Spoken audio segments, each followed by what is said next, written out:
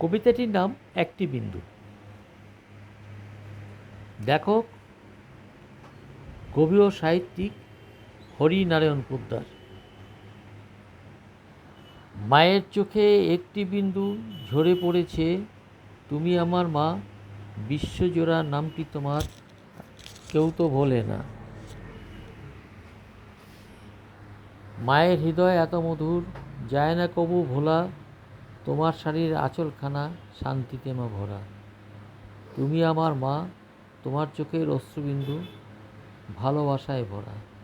তোমার কুলে শুয়ে মাগো শান্তি আসে মনে, দুঃখ কষ্ট করছি মাগো তোমার মুখপানে চেয়ে।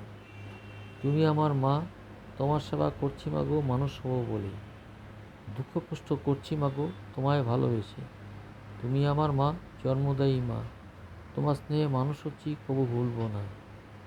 মায়ের এত ভালোবাসা স্বর্গ থেকেও মিষ্টি, তোমার অন্তরে পাচ্ছি মাগো ভালোবাসার সৃষ্টি। স্বর্গ হতে সুখী আমি, তুমি আমার মা, তুমি আমার সৃষ্টিদায়ী, তুমি আমার মা, বিশ্বজোড়া নামটি তোমার কেউ তো ভোলে না।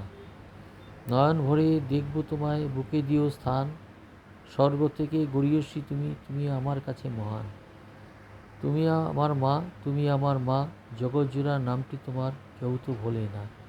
তুমি আমার মা, জন্মদায়ী মা, মায়ের কোলে আমার মধুর হাসি, মায়ের ভালো লাগে, সেই যে আমার মা, সেই যে আমার মা।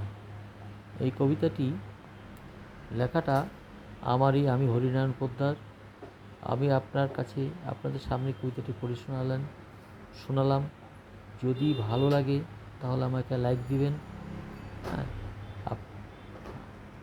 এগুলো আমি আমার বক্তব্য শেষ করছি। আর